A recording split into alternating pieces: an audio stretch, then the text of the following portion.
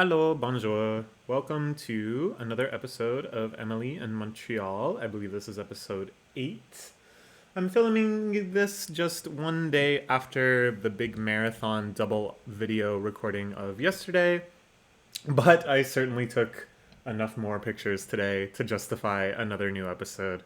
So I'm not sure when I'll upload this. I want to space them out by at least 2 days each, I think, at least. So you're probably watching this on like Wednesday or something. Happy Wednesday. So today I set out for another great adventure. On my way to the subway station, I was taking a different line, so I just walked directly to that line. I saw the Grande Bibliotheque, the great public library of Montreal, and I was like very intrigued by it, but my tickets for the Biodome were like time sensitive, so I really wanted to get there on time. But as it turns out, I'm actually going to meet up with my friend Olivier here tomorrow. Shout out to Olivier. So I'm gonna get to see it after all. Look at the size of it. This is like a grand bibliothèque indeed. Okay, so then I took the subway out to the Olympic Park, which is where all of these gigantic stadiums were built when Montreal had the Olympics in the early 90s, I think. Let's find out. Oh, 1976. Never mind. But these are just some really crazy looking buildings. So this is the one of the big stadiums. I think it's called like the Sports Center. You can see the Biodome in front of it. This is heading in from the subway station. This is a more up-close shot of the Biodome. You really cannot tell at all what's going on in there. My computer is lagging pretty badly. This is a map of the Olympic Park. And then this kind of backs onto... Oh, no, it doesn't. I'm thinking of a different area, I guess. But there's the botanical gardens are kind of near here as well. So yeah, it's pretty crazy. Just these absurdly huge buildings that look so weird. And often you hear about... Oh, I didn't notice there was a sticker here. Gilmore out. Goodbye, Gilmore. Often you hear about, oh, such and such a country hosted the Olympics. They built up all of these things, and then they just sit empty and useless, and what a waste of money. But I gotta say, I was impressed by how much Montreal has turned these into ongoing tourist attractions. There was tons of people around here. It seems like all of these are getting used pretty steadily, even through the winter. Here is a statue of this guy, who I think is like an astronomer. Copernical. Yeah, there's like a system... Copernicus. They didn't spell his name right. How embarrassing. No, I'm just kidding. That's the Polish spelling of it. So that's cool. He's out there, I guess because there's a planetarium. This was a statue marking the 325th anniversary of the foundation of Montreal. I thought that was a very odd statue to signify that. I'm not really sure what it means or what it represents or anything, but it's cool. It's striking. It sure got my attention. Jeez, it is... Something is making my computer chug like a muff. This is the side of the sports complex. I didn't realize, just how densely packed in with, like, floors this was. Like, this is actually, like, usable space. I have no idea what's going on in there. I don't know if you can even get up in there. I wasn't really sure what was happening in this building. I think the other big field stadium they use for actual sporting events, but I don't know what they use that for. Here is a statue depicting some Olympic rings. I think you're supposed to be able to line it up so it actually looks like the logo featured here. But I wasn't able to figure out... My shape rotation powers were too low, and I couldn't figure out where I was supposed to stand. I think you're supposed to look at it from up high, and that's the only way it actually makes sense. But here I got this kind of weird misshapen logo. Here's another shot of the sports stadium complex thing. Just such a crazy design. Like, what? How did they come up with this? How did they build this and why? I saw this little like cubicle thing. Basically, I was just killing time. I was so paranoid that I would be late that I showed up like maybe 15 minutes before my tickets started. So I just kind of wandered around this area and took some pictures. I saw this strange cubicle that made me just think of Supreme. It seemed to be like a Supreme branded little temporary portable garage thing. Here is the biodome itself as I return back to start my journey. This leads into the rest of the park where the botanical gardens are. People were out there using it as a park. I saw lots of families with toboggans and sleds and stuff. That was pretty nice. Maybe on a nicer day. It was pretty cool today. Maybe on a nicer day I'll go and explore the park. This was coming off of the sports stadium building.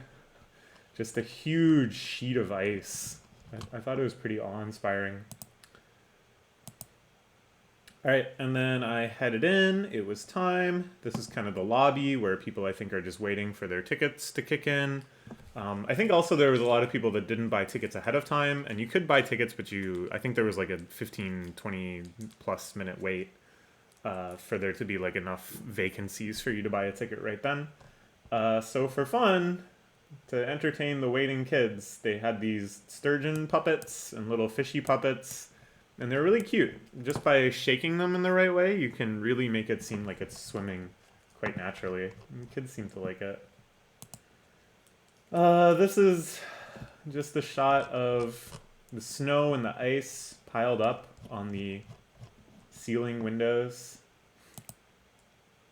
Then I headed into the first region. So the gimmick, I guess, of the biodome is that they split up into 4 climes for geographical regions, and all of the plants and wildlife and stuff within those regions, and even just the temperature of the rooms themselves are like accurate to those zones. This one that I started with is a little confusing because it's both the Labrador coast and a few islands down here by Antarctica. So I guess it just so happens that those are the same temperature and they can get away with this. But there's 2 major zones in this one. The first one, here we go. This whole tunnel was literally ice, by the way. Like, that's actual just walls of ice that you can touch and stuff, which was cool. Actually, beyond cool, it was cold! Penguins! Yeah, the first thing I saw was penguins. I love penguins. They're so cute. They're so exciting. They're so funny. Look at them. We got Emperor Penguin, we got the one with the bushy ears, and we got third type. The interesting thing about this, the biodome, compared to most zoos and museums and stuff, there was pretty much no placards. I can only think of one sign within the actual exhibits anywhere. Everything else you just kind of immerse yourself in. There were guidebooks you could get, but I didn't get one because I wasn't really sure where to get an English one or if it was, paid or whatever. But I really liked just kind of wandering about and experiencing things, just as animals. And if I recognized them, sure. But if I didn't, almost all the better, that I could just be like, look at this. Here's one swimming around. I recorded some videos too. So I took a lot of pictures. This is probably going to be a long video just because there's a lot of pictures and videos. And taking these videos and pictures and stuff, it's not so much that I think I'm getting amazing footage, right? Like, you can go to the National Geographic channel and watch a documentary about penguins, and it's so much better. But it's kind of special knowing that, I really was there. I was really seeing this stuff. That's part of it. The other part that I think is really fun is just the act of trying to get footage really engages you in the exhibit. It really makes you pay attention and watch for behaviors and look for good timing. It's just like playing Pokemon Snap.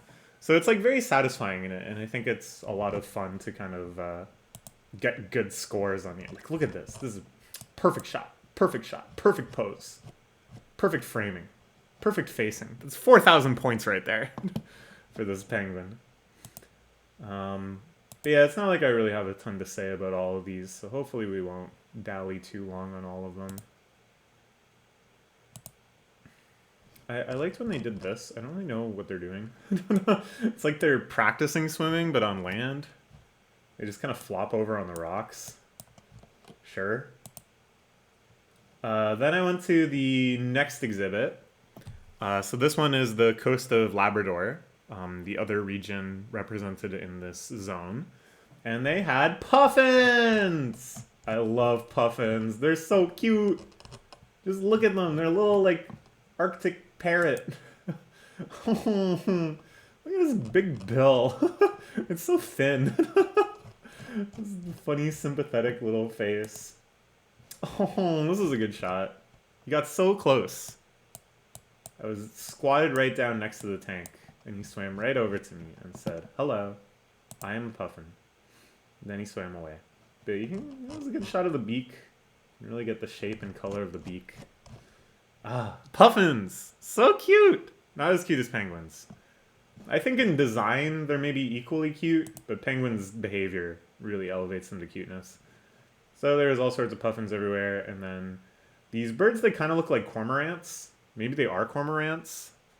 Maybe there's some sort of Labradorian cormorant, since we'd see, like, lake cormorants. I just like saying the word cormorant. Here's a penguin swimming around. I just went back to look at penguins again. This is a video, I think.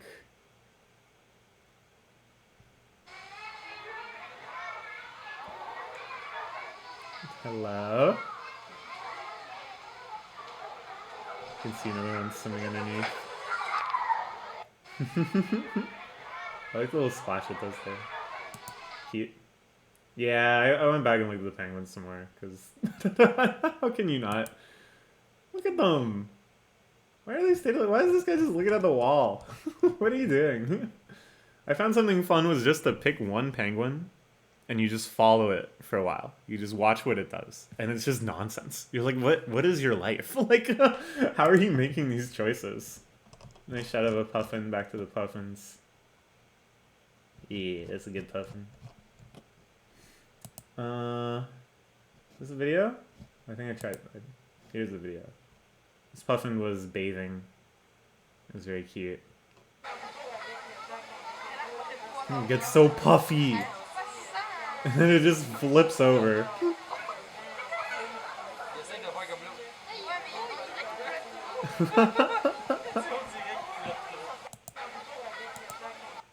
Yeah, looks like another video. It's too bad the videos don't load quicker, but these cormorants, question mark?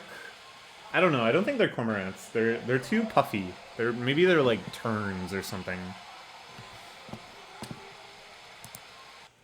Then I headed into the next area, which is like a South American rainforest. So all of it was North America and South America.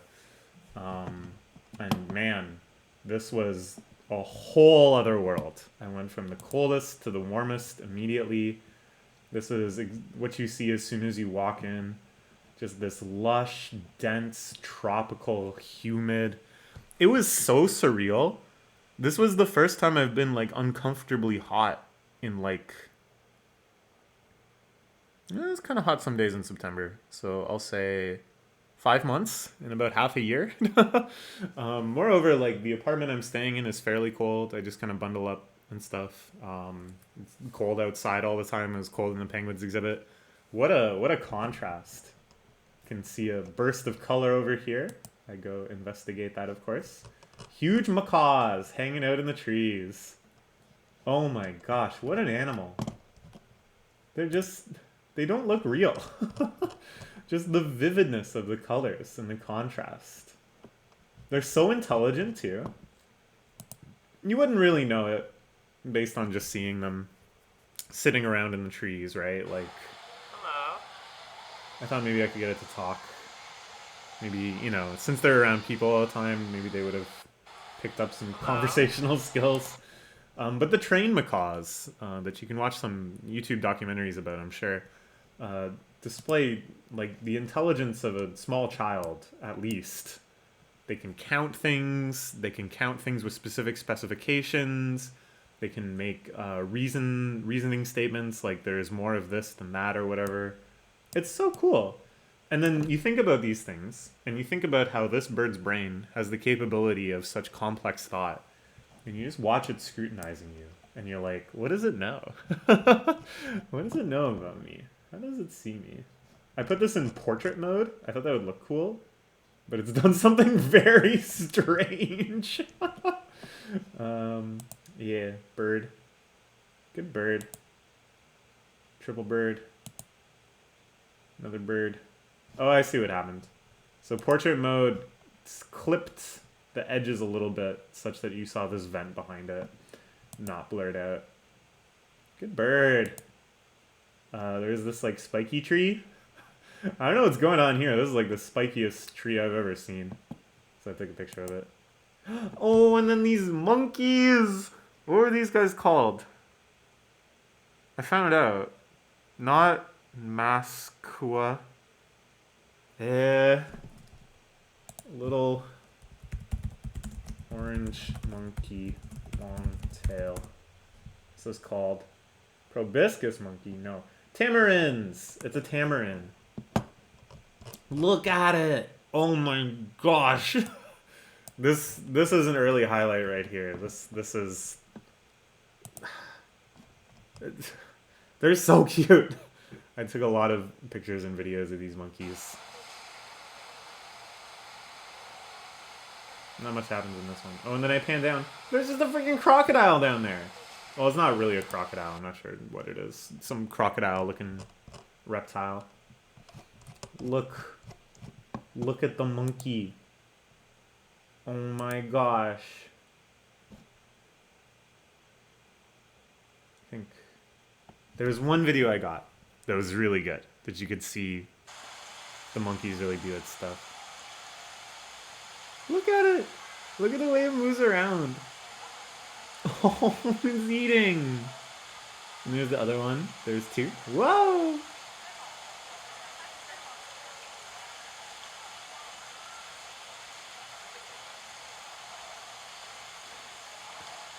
I just saw this earlier today, and I'm still enamored, as if I'm seeing it for the first time. There's the big crocodile question mark, lizard. There's some fish tanks around here. This one had tons of little fish in it. Fishies, fishies. And then some turtles too. Some amphibious turtles, I guess. No, that would make them amphibians, but, you know. The turtles that swim around, but they don't have to swim around, I think is what's going on here. And they kissed. I guess? They love each other. Here I am trying to get pictures of this dang monkey again. Nice try. What am I even... Alright. They're in there. Okay. Oh. Oh. Oh. There's a good one. You can see his little face. The face looks so strange. It looks like he's wearing like a creepy mask. But it's so cute. It looks just so fluffy. Like, I really want to pet it. Because I don't know, it kind of looks like it's like almost like a cat. Like the size of it is kind of like a cat, and you could imagine it like sitting in your lap like a cat. But I think it's actually like way too hyper for that. Unless they were eating or grooming themselves, it seemed like these monkeys were always on the move. So look, I love how long their tail is too. Oh, he was so cute. Oh, they're just a little monkey. Oh. Okay, this is another fish zone. There's like a little tunnel here. More fishies. Poison arrow dart frog, or whatever it's called. Poison arrow frog. There's a lot of these in this one tank. And they're pretty surprisingly well camouflaged. Or at least they are to my embarrassing inability to distinguish between colors. So I had a lot of fun looking around trying to spot them. They're just little guys, but you know, you touch them and then they die. This guy was like hopping around for a bit, so I tried to get a video of him hopping around.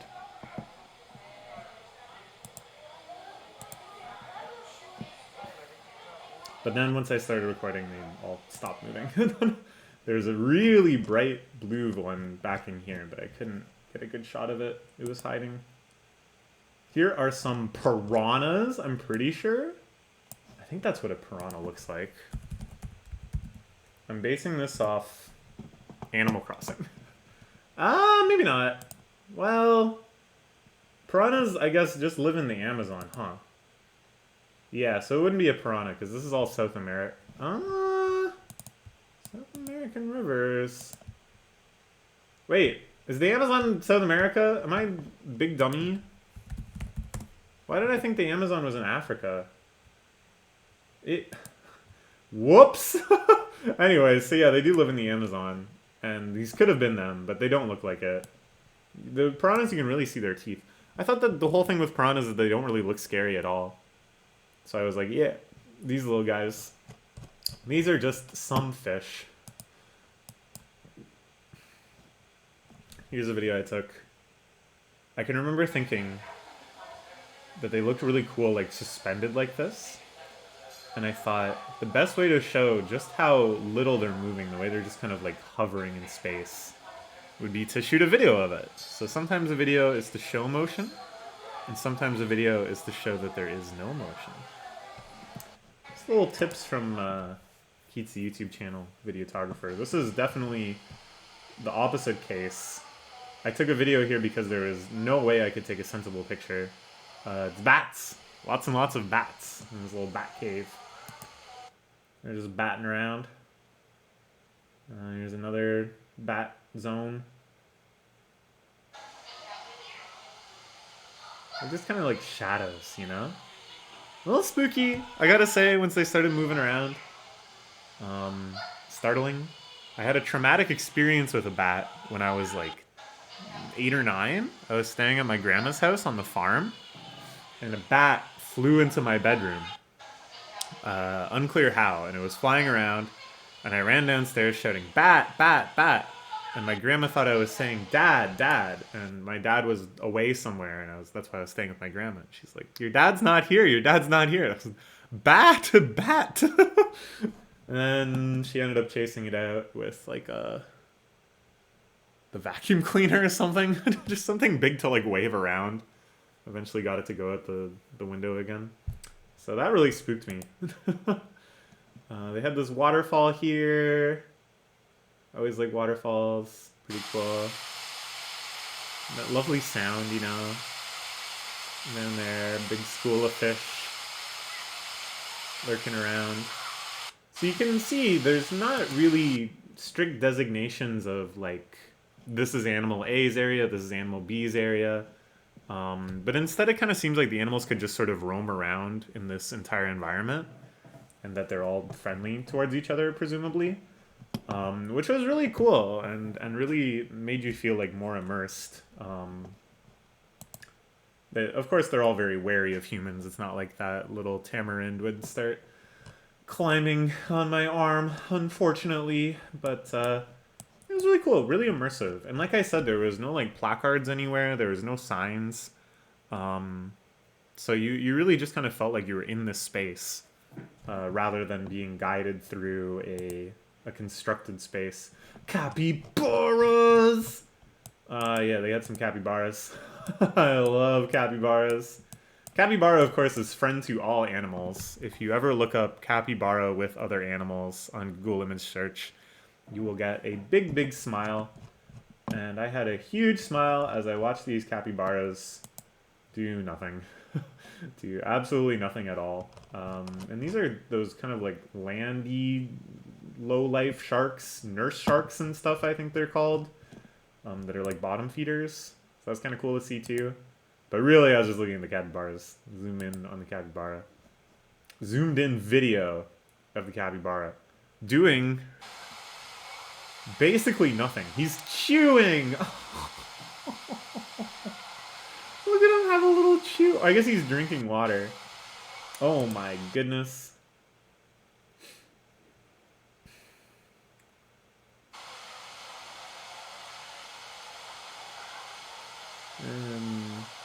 Interesting fish. I think that's what some of them are, at least. Like the ones that have like the bony spine and stuff, I think are some sort of shark. Just look at its expression. Its expression is always so funny. Oh, look at them. There's like 5, I think. Here's a video of them chilling out. This one's kind of like watching the other two. Oh, he's moving. Oh, it froze. What?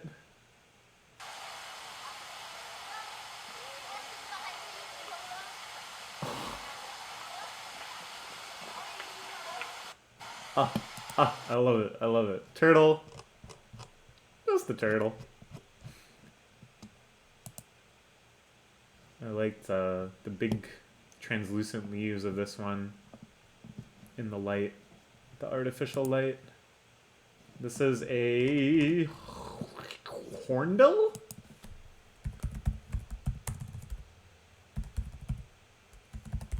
No, it doesn't look like it. It's not a shoebill.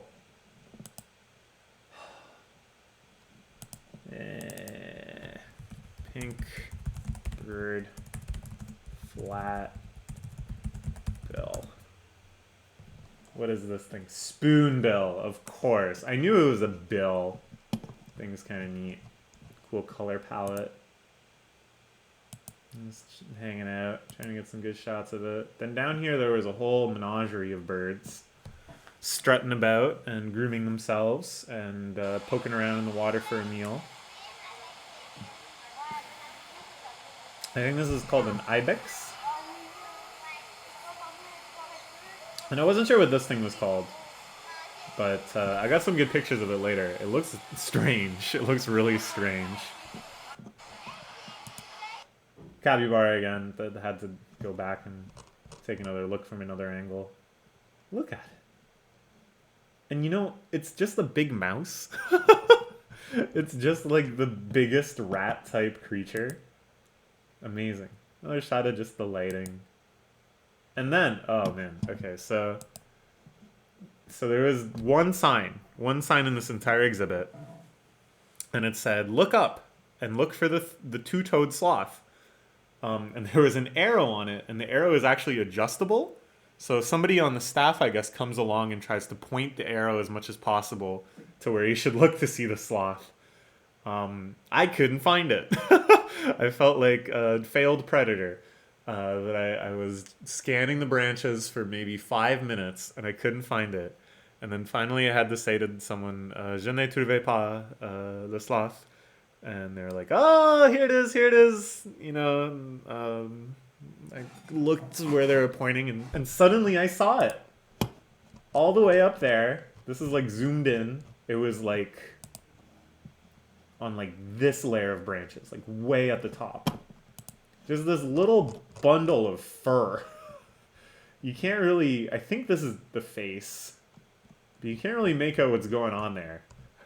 It looks just kind of like a nest or like a clump of something that got caught in the tree. But it's the sloth. So that was cool. Here's the fish again. This is a long shot over to the waterfall. There was like an elevated pathway that went up to the mezzanine on the second floor, so you could see kind of the whole thing from there. Very cool.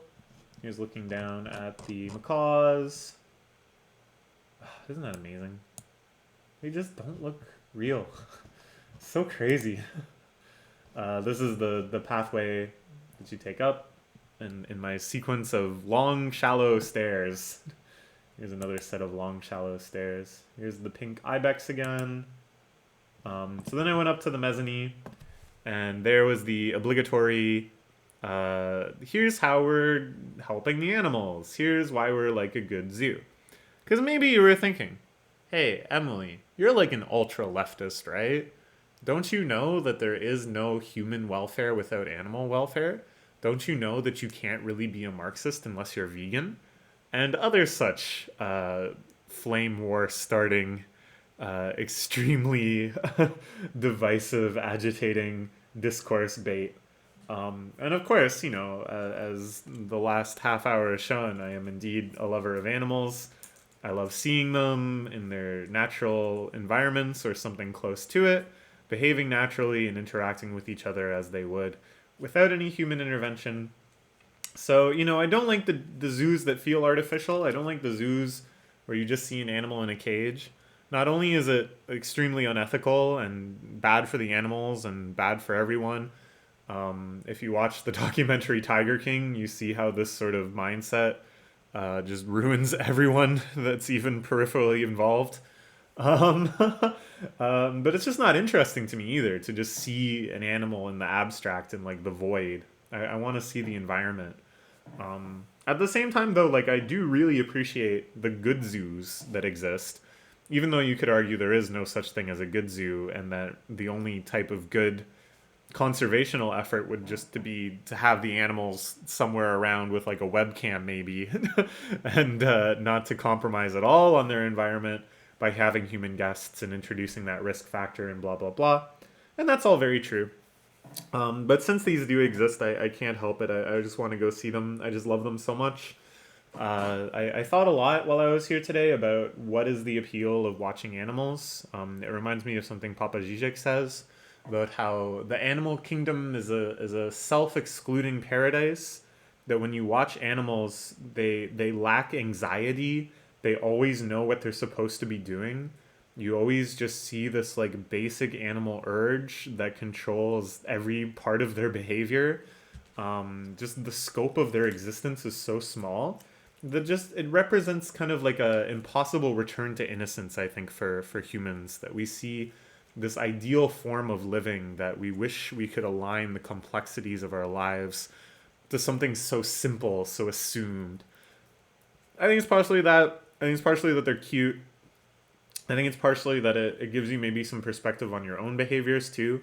That even though your own life is so much more complicated and sophisticated, maybe to some hypothetical, even higher order observer, they would see you as just someone that always knows what they're doing and is so clearly just acting on some base animalistic urges, now just complexified through many other layers, that they don't perceive the anxiety in you. And then you think, yeah, maybe I am just like a dumb little animal. I don't know. It's something really hypnotic that you feel on like a very deep, deep level when you really just sit down and absorb yourself in the behavior of an animal. So I really enjoyed it. I spent a lot of time here, and we're probably going to spend a lot of time talking about it. But yeah, I was convinced that the Biodome was one of the good ones, that it makes a strong conservational effort. It had a lot of good environmental educational stuff, building awareness and all that. I don't know. Cancel me if you want. I love animals. I want to go see the animal. So this is from the mezzanine, the top of the tropical rainforest zone. And then I thought, okay, well, I could go to the other zones from up here, but then I'll like see them from up here, and that's kind of like spoilers. So I went back down to the first floor. Here's a little pan around. I figured, I should get the experience of walking in on the ground floor. And then this is the educational, a bunch of like kids activities and stuff in there. It was pretty cute. Whoops, that's not what I meant to do. What? Okay. Goodbye, capybara. So I went back downstairs in the rainforest. The capybara was having a mud bath. So I had to stop and watch the capybara for a while again. And I took a little video of it. Enjoying itself. Oh, look at its little ears! You see it? Oh yeah, this bird. Doesn't it kind of look like it has the wrong head? I'm not trying to shame the bird or anything, but it looks like those weird fossil Pokemon where the heads are on the wrong body. I don't know. You would think it has the body of like or the head of like a crane or something, right? But no. There's the spoonbill again. Trying to get a good shot of it. Okay, so then I headed into the next area, which was like a boreal Canadian forest, like a pine and maple forest. And this was actually much more eerie and surreal than going into the rainforest out of the cold. Because a place like a rainforest I've only ever encountered in such extraordinary places like a zoo or whatever. Whereas this is like, you know, where I was born and raised. This is just kind of outside in Quebec right now. Except, of course, it's not this season. So I stepped into what felt like a just perfectly normal early autumn day, you know, in Quebec or Ontario or something. And like that, I had never experienced before, just that sudden shifting of the seasons. So that was like very unsettling in some way, but in a positive way, you know? It was invigorating. It felt like, yeah, fuck winter. But yeah, really, really pretty. Big tall pines. Here's a little video showing what you see as soon as you walk into this zone. Wow, you're just in the forest. Il état de une forêt. Just like the legendary Quebecois black metal band Grease. This was... I was... Okay, so, you know what? We'll cover this later when we can cover it triumphantly. Here's a pond covered in dogweed. Again, it's just like you accustom yourself to seeing these at a certain time of year. And then once you see it kind of out of the pattern, it's just weird, man. It's eerie. Here's the outside, reminding myself of what season it actually is. And here's a beaver! They had a couple beavers swimming around, building a beaver dam. I don't know how they do this, because like, you know, the beavers finish building a dam eventually, and they build their lodge, and then they're like good. And then I think they just do repairs or whatever. So I don't know how it is that they keep the beavers like stimulated. I think they might be sabotaging the beavers' dam so that the beavers have something to work on. Isn't that sad? That's my guess, at least. Because they were actively building the dam. Well, this one was eating. And oh my gosh, look at it eat. It's so adorable. It just looks kind of like an old man. Just like this doddering old man. And then here's one swimming around. He swims so slowly, so methodically. With their little tail just... Oh, it's so sweet. Oh, I just love the little beavers. And then there was one of these Mandarin Ducks that I think are so beautiful. I tried to paint one of these before, and it went so-so. That's what they're called, right? Mandarin Duck? Yeah, Mandarin Duck. It's one of the most beautiful birds in the world, I think. Because, you know, there's lots of colorful birds. We already saw the macaws, but something about its design, it's like adorable. And it has like such an interesting color palette that's so contrasty, and yet it somehow just like works together, just like clicks. Yeah, I love the Mandarin Duck. Couldn't really get a good picture of it, unfortunately. Just look at just look at its face. Oh, oh, you silly beaver. Just eating away. Look at it. Look at it swimming. Look at it swimming and look at this one eating.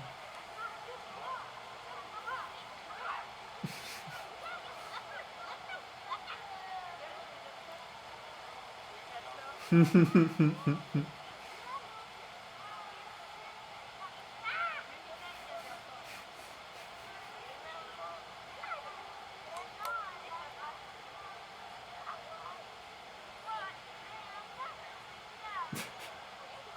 I guess I'll head back this way. Doo doo doo doo doo doo. Doo doo doo doo doo. Alright, then I'm going back this way. Doo doo doo doo doo. Oh, man, wow. Oh, and then this was hype. This was so hype. I was so excited that I got this on video. You ready for this? You're not ready for this. There he goes. Here he comes. Just a little kersploop. And then he goes swimming too. There's the other guy. There's their dam that they're building. Very impressive. This I thought was cool. They showed a lot of like burnt wood and stuff. Which is something, you know, I could talk about this for a while, the whole idea of forest fires are healthy. A good forest does have like a big cleansing fire, you know, every few years or whatever. Anyways, it's interesting. So I thought it was just kind of cool that they like represented that. This was... Oh! I remember why I recorded this video.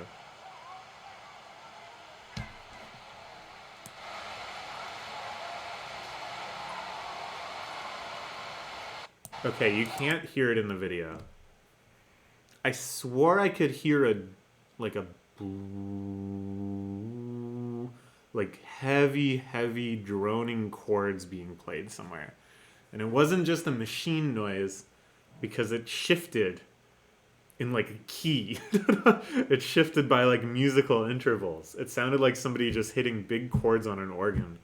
And I thought, am I having audio hallucinations? So I tried to record a video and I can't hear it, but it's very likely just because my camera's mic doesn't pick it up. Who knows? So this was, you could go down in under and see the beaver's lodge and see the beaver swim around.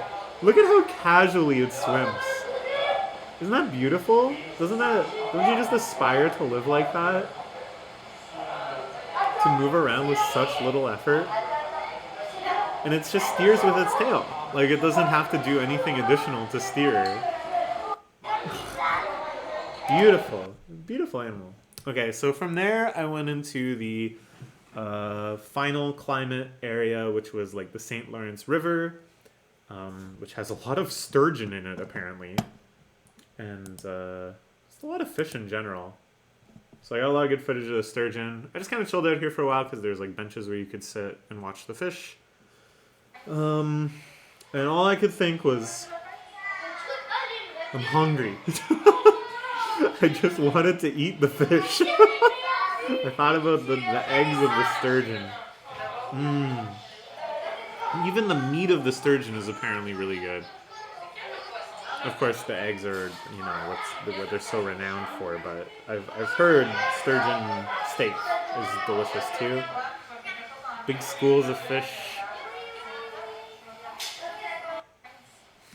Ooh, what a strange looking fish that is, a sturgeon. It's like one of those fossil type fish. Not as much as the quillcants. But the sturgeon I think is very under-evolved. Oh yeah, and there was terns or something here, some sort of bird that was diving. And you could see them dive into the tank. I thought that was so cool.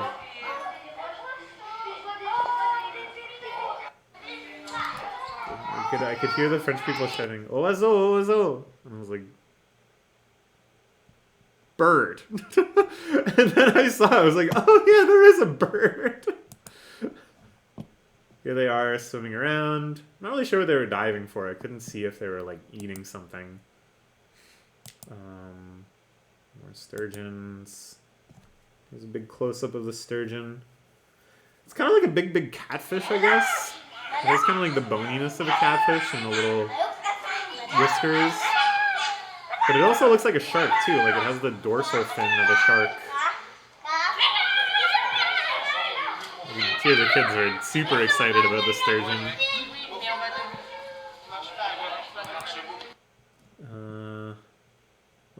Oh, there was rays at the bottom. You really can't make it out. They were so camouflaged. I only noticed them when one of them moved. Here's one, here's one. Do you see? Just the shape of it? Is that crazy? I didn't know rays were like in the North Atlantic like this. I picture them being like tropical. Or maybe they're skates. I don't know. More fish. So there's like another central fish tank thing. There was like a whelk there. Stuck to the side. And I was looking at that whelk and I'm like, this just looks so delicious. I was getting hungry.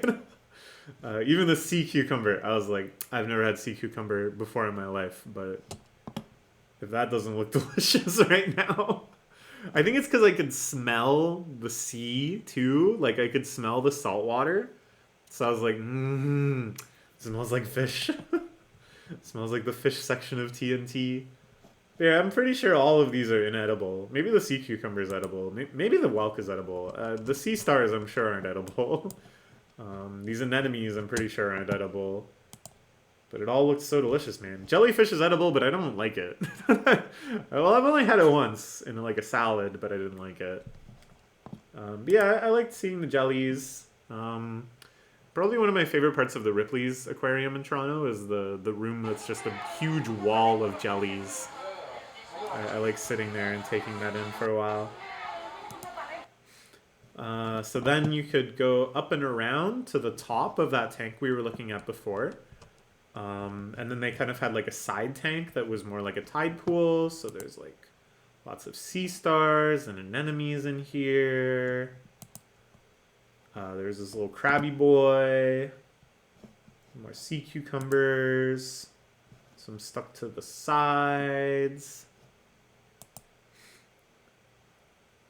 I got the crab moving. He started hustling along.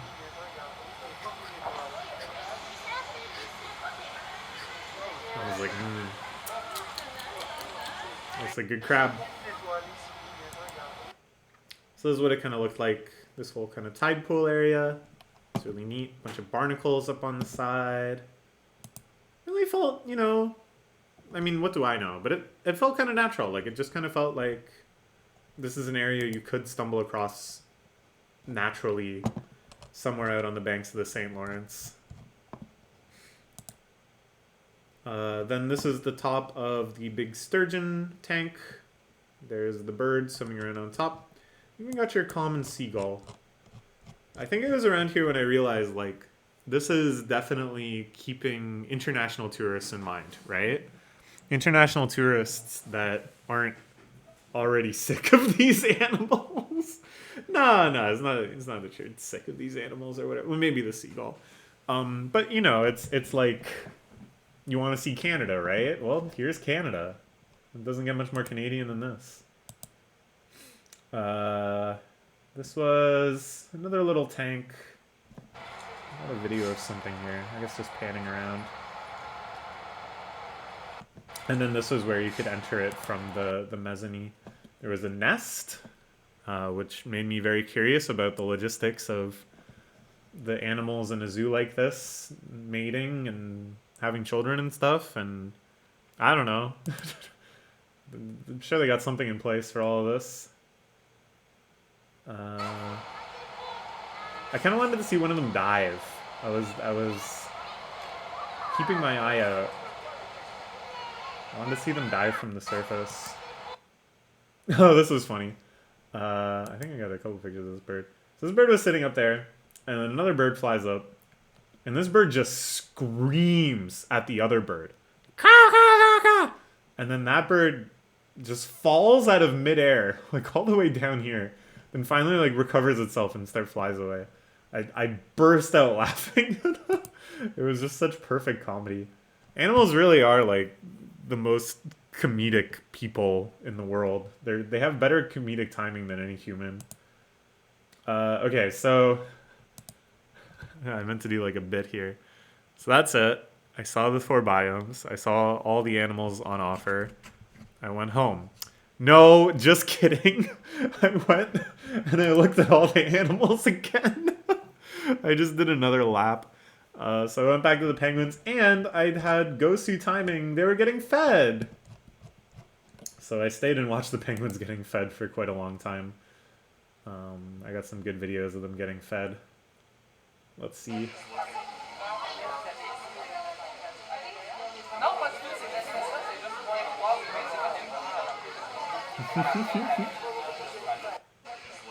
I think it's so funny. They have to feed them like this, where they just give individual penguins like a fish. Because I think if they just tossed fish out there, then certain penguins would bully other penguins, and some would go without food and some would get fat. So this is the only way to keep things fair, is to just manually, truly manually with your Manos, give the fish right into the penguin's mouth. This is so weird. I don't know, they just act so weird. They're just like little toddlers. Like, you just kind of look at them and you're like, well, what are you doing? Like, what are you thinking right now?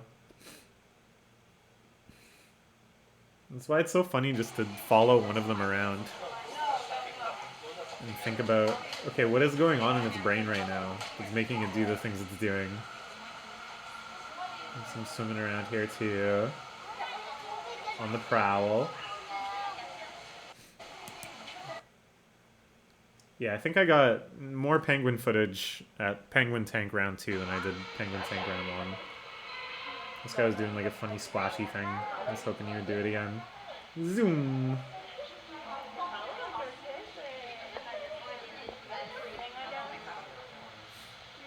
Sometimes she would toss one out to the swimmers. Shout out to the swimmers. And then there's a couple over here preening each other. I thought that was cute. And then I saw this guy. He's so curmudgeonly. I had to see what he was up to. I followed this guy for a little while. I love when they do their little hop. And then he comes over and wants some food too. It was tough to kind of track them once they got into the crowd around the feeder. And then often they would just kind of like stand paralyzed doing their weird little flappy thing. And I would lose interest. I thought this guy was going to hop down. I thought that would look kind of cool, but he thought better of it and takes the long way around. Boop, boop, boop, boop, boop. Boop, boop, boop, boop, boop, boop. It's the way they kind of like regard each other, you know? Like they're always like so aware of each other, and yet they're not really like socially interacting. Like they don't really have anything to do with each other most of the time. Again, it's just like watching little kids. When you see little kids in a group and they're not actively like playing with each other, they just kind of like regard each other like, oh, that's okay. They sometimes have a little skittishness. Oh, and then there was a baby penguin that she had up on her lap and was feeding. It was just a little penguin. And then she set it down. I only got one picture of the baby. It's gonna happen in this video.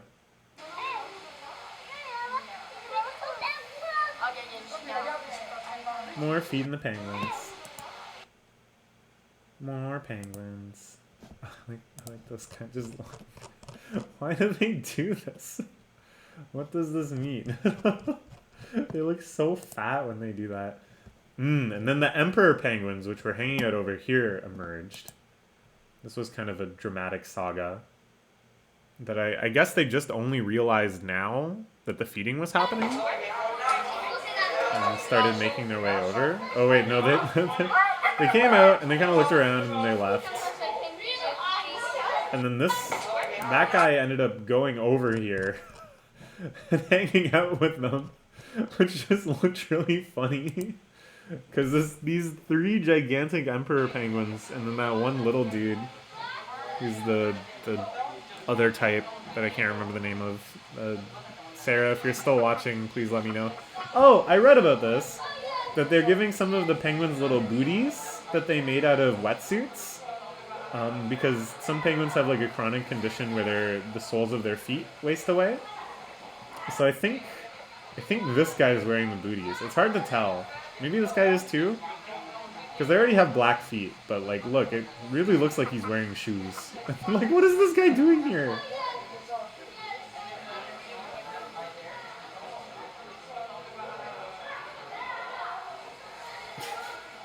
They're so strange.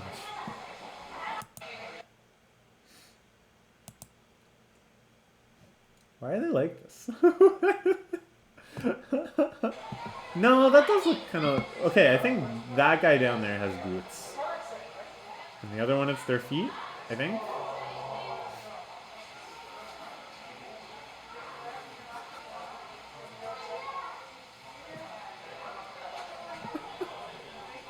What is their plan?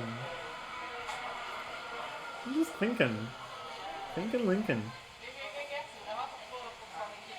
And then this guy makes the big move. Plop. He goes really fast in the water. It's pretty cool. And again, with seemingly little to no effort. Just gliding. So then I was like, alright, what's going on?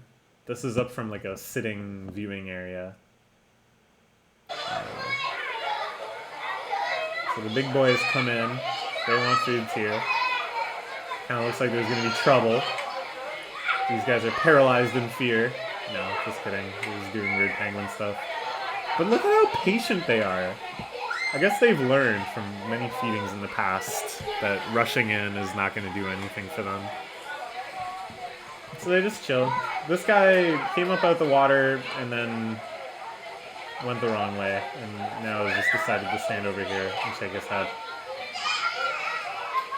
How about the guys getting fed? Look, they're so patient! Even though they're twice as big as all the other penguins. Something to be learned from. Unlike those medieval scholars that saw virtue in the behavior of animals. Had to look at these guys again. At the puffins. Got this puffin splashing around.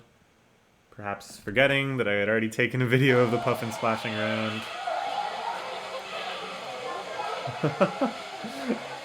Oh, they're so cute. There's some over here too. Just puffing around. Oh, and I thought this was weird. There was like a whole container of fish, and they just didn't care. I feel like if this was in the penguin zone, the penguins would be like mobbing it like crazy. But these guys, will get fed at some point, I'm sure. Alright. So then I went back into the jungle area.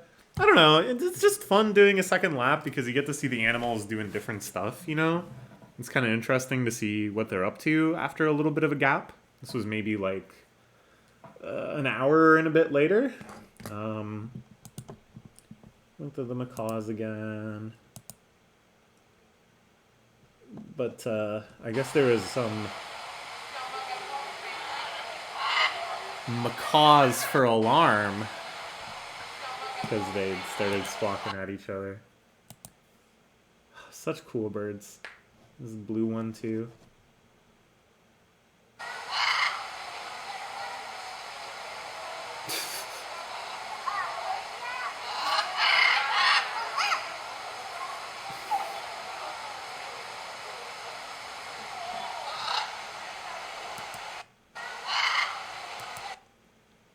Monkey again. Trying to get good shots of the monkey still. The monkeys, I think, were more hyper the first time I came, so that was kind of cool. To, like, recognize that I was lucky, I guess. It's not a little scratch, it's just like a cat. It's just like a monkey cat. The tamarind.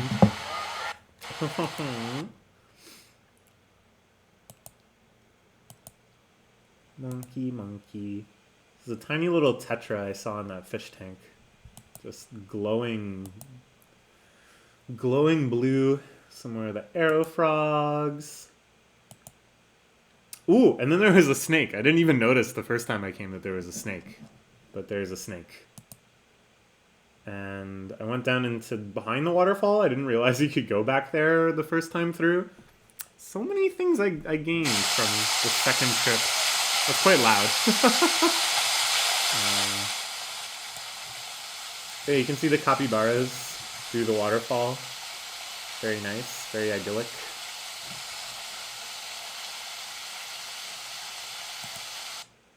Capybaras.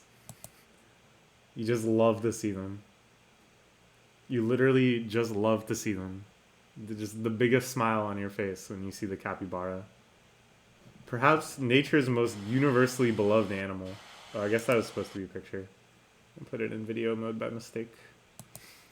Shoebill. Oh, and then I thought, oh, I should take a picture of this sloth sign. Because it's kind of neat. This is the arrow that they can move to try to point at the sloth. Capybara. In its little dugout. Just resting. I was thinking about how much of the day most animals spend resting, you know? And it's like very much optimal from like an evolutionary standpoint, right? Because you're not using any energy, you're not putting yourself in danger. If what you've done is good enough, you know, then you might as well not do anything extra. if that's good enough to, you know, let you reproduce your genes or whatever. And I thought about it, like, humans don't really spend that much idle time outside of sleeping. And then I was like, is this what makes meditation so good? Is meditation actually the most, like, animalistic thing? That we're getting in touch with something we've erroneously evolved our way from, which is just sitting. It's like, what is the capybara thinking about? Because I don't think it has any sort of internal monologue. It doesn't have any language.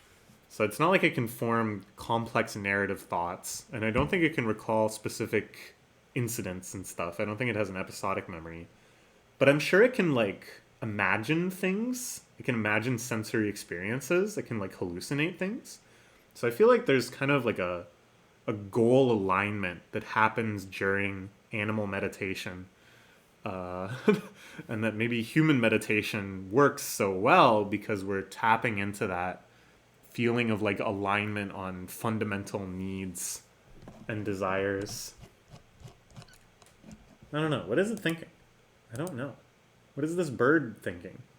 It was just sitting there. The spoonbill. So this is the central lobby area from upstairs. It's really crazy architecture in here. I was looking down into the kind of Boreal Forest area, and I saw them doing some sort of test with this porcupine. And I hadn't even seen the porcupine yet, so this was already cool. I couldn't figure out what they were doing. It must be some sort of medical exam. But it looked like almost like a cognitive test. That they had this thing here, and then it would go to the thing, and then it would be given a piece of food. And I was like, are they, like, testing its sight or something? It was very strange. It looked like kind of like a skills assessment or something.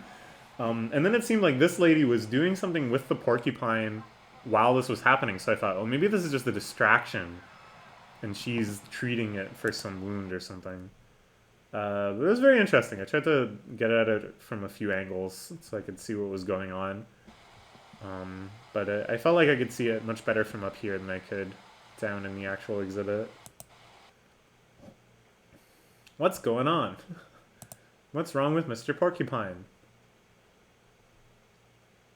But yeah, this is like the porcupine's house, I think. This area. See, look, they're doing something here. Maybe it's getting shots. They're immunizing the porcupine. What an odd animal. This is the big sturgeon tank from up above. This is the Boreal Forest again from up above. This is shots of the roof.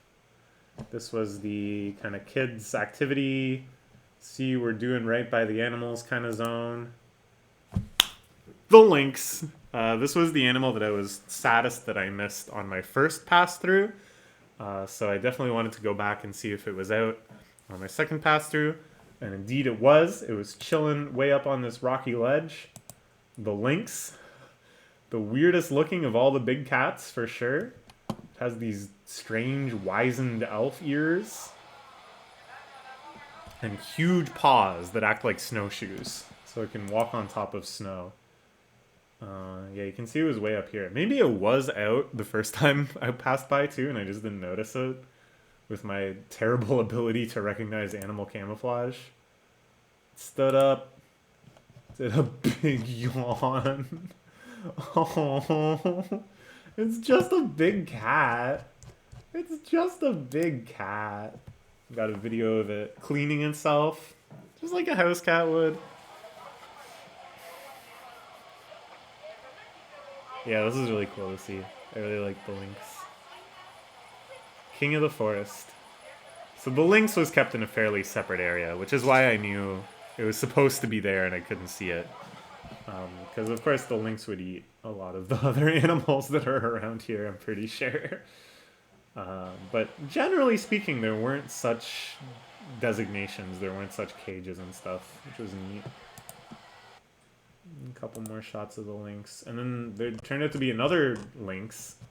I was kind of confused because I was looking up at this one, and then there was a family that was like shooting pictures and stuff in another direction. And then I realized, oh, there's another lynx up there.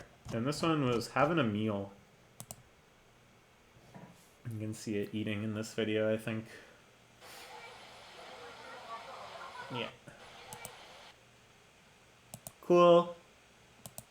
Buddies, presumably. I saw a raccoon. I didn't notice the raccoon before. But I've seen perhaps hundreds of raccoons in my life, so that wasn't all that exciting. But again, you know, for an international tourist, raccoons are adorable, just straight up. It'd be really exciting to see a raccoon if they weren't native. Here is the porcupine, fresh from his medical IQ test, whatever, chilling out on top of his little house. Ah, yes. This, I think, was the finale. So do you remember way back I took a video that didn't look like anything? And I was like, oh yeah, that was a failure. Well, it was like this kind of dark tank, and there were otters in it. And you could see the otters, and they were adorable. They were like sleeping, curled up with each other. But I could not, you know, get any way for my camera to get footage of that. But this time they were up and about. One was asleep, and it was really adorable. And then the other one was swimming around the tank. And it was really hard to get a picture of. I mostly just got reflections of other people watching the otter. But it was so cute. Oh my gosh. They just have the friendliest, charmingest little face. And they're so playful. There he is. Bloop. You can see it going down there. But yeah, I couldn't really get any good footage of the otter. It's okay. You can see it going around. Yeah, so that's our finale. I got to see the otter. I got to see the lynx. Round 2 was a success. I spent probably... I think I spent about 3.5 hours there. Yeah, I think about 3.5 hours. Just watching the animals. I can just watch animals for so long. It's just so hypnotic. It's so peaceful and meditative. And now I just spent another hour talking about it. So I think that's pretty good value. That's 4 hours of entertainment for me. And hopefully 1 hour of entertainment for you. For the low price of something. I don't remember. Anyways, I was leaving. They had this big sign. And I thought, collision course? Haven't we already collided? But I appreciated how bold this was. That was kind of cool. And in the gift shop, there are these disturbing water bottles. I did not buy one. Anyways, then I took the subway home. I stopped off at... there was a Magic the Gathering store that was nearby. I was curious about. And then when I got there, I realized I had already been there. And I just didn't recognize the name or any of the pictures. On the subway, I saw this interesting sticker graffiti and some carvings and stuff. Anyways, across the street from the Magic store was like a candy and treat store, so at least I figured, okay, I'm gonna go there. And they had these 1 pound bags of potato chips, which is an advertising technique for chips that I had never seen before. They also had like a dungeon. The door was open. You can see this cute pink elephant, cotton candy, whatever. Popcorn? Popcorn. Pink elephant popcorn. My mom loves that stuff. And Peeps and chips. And then just the dungeon. I saw this dog in the car. Just look at him. What a good boy. So yeah, at the candy store, I decided... So when I was a kid, the biggest treat for me was to go to the quote-unquote local convenience store. Jack Legg's General Store. They had the Jelly Bellies, individual flavors that you could scoop out however much you wanted of all of them. And as a big treat, my parents would let me do that. And then more recently, I've been kind of addicted to buying little bags of the fruit flavors. There's like a mix that's called like Fruit Bowl, and it just has all the fruit flavors in it. You can get it at Shoppers Drug Mart. And I often do get it at Shoppers Drug Mart, perhaps to my detriment. But for the first time, I think since I was a kid, I decided I'm going to scoop out all of the flavors I want and none of the flavors I don't, and get way too many and then eat a lot of them and feel sick, just like when I was a kid. But something about the act of scooping them out I took a picture of it just so I would remember to talk about this because it was so enthralling.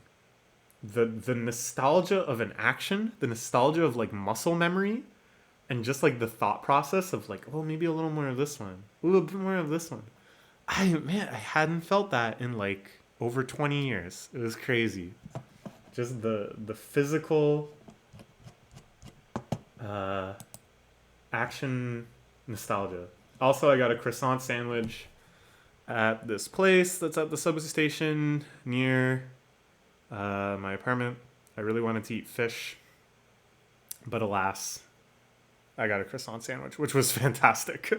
It had brie and ham and lettuce and tomato and mayo on it, and it was great. And that's it, and that's all the video. Thank you for joining me as I looked at animal pictures for like an hour. Goodbye.